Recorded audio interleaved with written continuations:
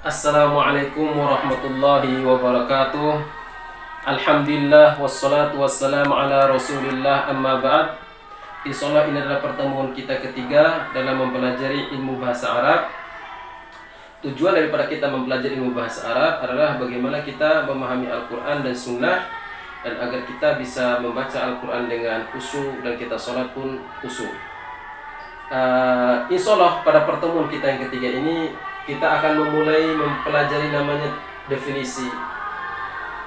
Apa sih cakup pembahasan bahasa Arab? Ilmu bahasa Arab dinisbatkan kepada ilmu apa? Apa hukumnya? Masalah-masalah apa yang akan dibahas? Keutamaan-keutamaan apa yang akan diraih oleh orang-orang yang menuntut ilmu bahasa Arab? Insyaallah pada pertemuan kita kali ini kita akan bahas. Yang pertama, sebelum kita memasuki dulu, ada satu hal yang harus kita ingin sampaikan. Yang pertama, apa sih manfaat kita memahami suatu cabang ilmu dari definisi dulu? Para ulama memberikan beberapa kaidah atau ketentuan agar kita dalam menyelami suatu ilmu kita harus mengerti 10 bagian. Dari 10 bagian ini bila kita memahami dengan baik, maka insya Allah kita akan memahami dengan benar ilmu yang kita akan pelajari. Sekarang apa manfaatnya? Tujuan kita mempelajari ta'rif, pengertian. Tujuan kita mempelajari, memahami definisi adalah satu. Tujuan adalah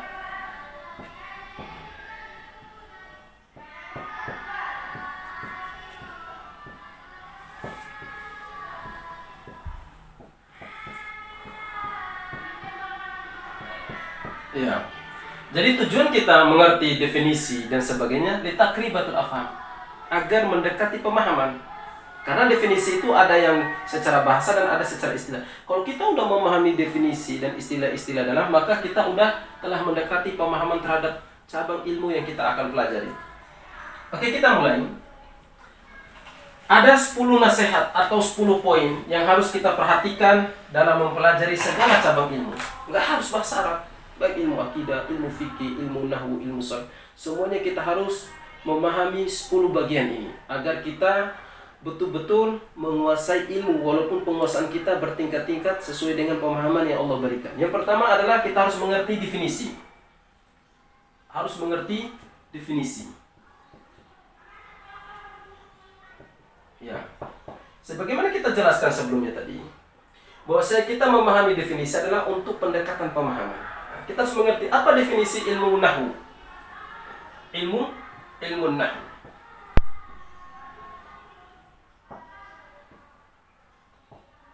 Ilmu nahwu.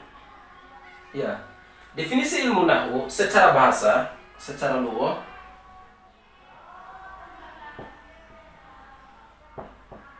ini memiliki fil lughah, secara lughah. Jadi ilmu bahasa Arab secara bahasa, ilmu nahwu, definisi ilmu nahwu secara bahasa memiliki iddatun ma'an, memiliki makna-makna yang banyak. Tapi kita menyebutkan makna yang kita ingin jelaskan, tujuannya agar tidak memperlebar pembahasan. Yang pertama, kata nahwu memiliki makna yang artinya itu asyibhu.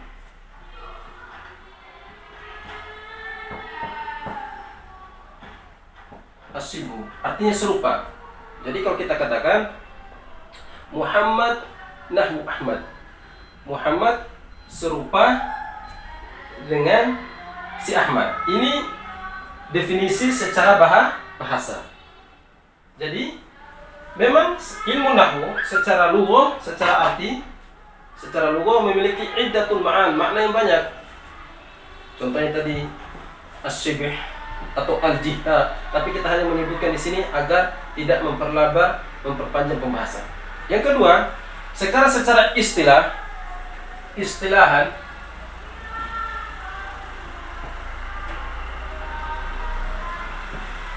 secara istilahan, menurut istilah, apa itu ilmu nahwu? Ilmun huwal ilmu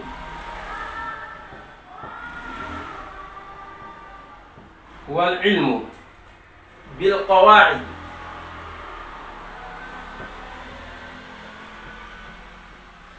Ya. Jadi ilmu nahwu adalah ilmu tentang kaidah. Bil qawaid. Yu'rafu biha ahwal. Kita mengetahui tentang keadaan satu kalimat dari segi tarkib, i'rab, perubahan ataupun tidak terjadinya perubahan. Jadi intinya ilmu nahwu adalah ilmu yang mempelajari tentang kaidah-kaidah satu kalimat yang dengan itu kita mengetahui keadaan suatu kata. Kita contoh dalam bahasa Arab, kita memberikan contoh Ja'a Muhammadun. Ja'a Muhammadun. Tujuan kita mempelajari ilmu kaidah adalah bagaimana kita mengetahui tentang letak akhir atau tanda alamat daripada Muhammadun. Bisa dikatakan Ra'aitu Muhammadan. Nah, terjadinya perubahan ini tarkibu i'raban. Terjadi perubahan. Nah, ada juga yang tidak terjadi perubahan, kalimat yang mana letaknya baik di awal atau di akhir ataupun di tengah tidak terjadi perubahan huruf. Contohnya fata. Contohnya al-fata. Kalau kita katakan ja'al fata, ja'al fata, ra'aitul fata.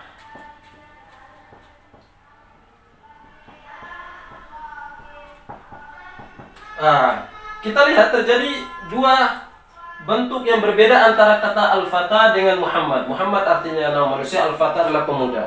Al-fata harakat akhirnya tidak terjadi perubahan walaupun dia datang setelah fi'il majhul. Ja'al fata. Ini ra'aitul fata tetap berbeda dengan Muhammad.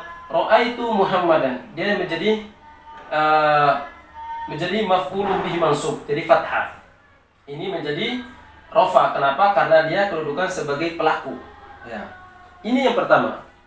Definisi ilmu bahasa Arab. Jadi ilmu bahasa Arab adalah ilmu yang mempelajari ilmu tentang kaidah, yang mempelajari tentang tarkibnya suatu kalimat, baik dia itu terjadi perubahan seperti Muhammad ataupun yang bina, yang tidak terjadi berubah harakat akhir sebagaimana al-fatah.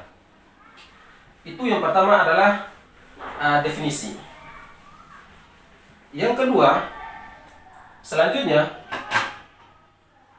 pokok pembahasan daripada ilmu nahwu tentang kalimat. Jadi pokok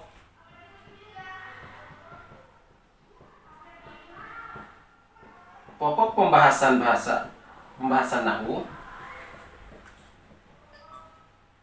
Pokok pembahasan nahwu adalah bagaimana kita mengetahui terjadi perbedaan letak kalimat kata Muhammad tadi.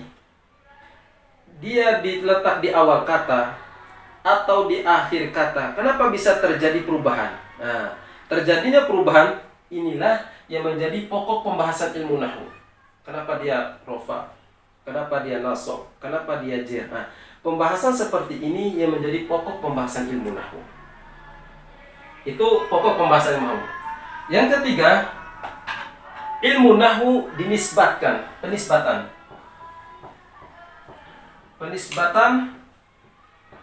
ilmu nahwu. Ilmu nahwu dinisbatkan kepada ilmu bahasa Arab. Karena ilmu bahasa Arab ini cakupannya sangat luas. Dari 12 cabang ilmu bahasa Arab, salah satunya adalah nahwu. Sehingga penisbatan ilmu nahwu kembali kepada ilmu bahasa Arab. Karena ilmu bahasa Arab ini sangatlah luas. Ya, selanjutnya kita manfaat. Yang keempat adalah manfaat. Apa manfaat kita mempelajari ilmu nahwu? Ada 3. Manfaat kita mempelajari ilmu nahwu kita akan sebutkan. Yang pertama adalah kita memahami Al-Quran dan Sunnah. Memahami Al-Quran dan Sunnah. Itu yang pertama. Jadi dengan kita mempelajari ilmu nahwu, salah satu manfaatnya kita memahami Al-Quran dan Sunnah. Yang kedua, kita mengetahui tentang mukjizatnya Al-Quran. Mukjizat Al-Quran. Bayangkan, Allah Subhanahu wa Ta'ala menurunkan Al-Quran dalam berbentuk bahasa Arab kepada kaum yang berbahasa Arab, yang mana kaum itu di atas puncak-puncaknya balaghah, tapi mereka tidak bisa mendatangkan Al-Quran. Bahkan Allah mengatakan, datangkan satu surat, kalau nggak satu ayat, kalau nggak satu Al-Quran, semuanya tidak bisa menjawab tantangan ini, menunjukkan kemukjizatan Al-Quran. Makanya salah satu manfaat kita mempelajari bahasa Arab adalah akan kemukjizatan Al-Quran. Yang terakhir adalah terhindar dari kesalahan. Terhindar dari kesalahan. Jadi manfaat kita mempelajari bahasa Arab itu ada 3. Memahami Al-Quran dan Sunnah, mengetahui akan kemukjizatan Al-Quran. Yang ketiga, terhindar dari kesalahan. Kesalahan itu ada 3. Ada kesalahan dalam mengucap, ada kesalahan dalam menulis, dan ada kesalahan dalam beramal dalam kehidupan sehari. Contohnya seorang membaca Al-Quran, mungkin dia salah lisan, khata fil lisan, lahan fil lisan. Dalam kitabah dia khata fil lahan kitabah. Makanya ada juga orang yang salah dalam beramal. Dia membaca Al-Quran dan salah pemahaman, dan dia salah beramal. Nah, ini adalah salah satu manfaat kita mempelajari bahasa Arab, terhindar dari kesalahan yang telah kita sebutkan tadi. Nah, mungkin itu saja pertemuan kita. Nah, kali ini insya Allah nanti pertemuan keempat kita akan lanjuti. Kita akan melengkapi daripada 10 kaidah yang ditetapkan oleh para ulama dalam kita menyelami suatu ilmu, baik itu ilmu yang lain ataupun ilmu bahasa Arab, wabil khusus adalah ilmu nahwu.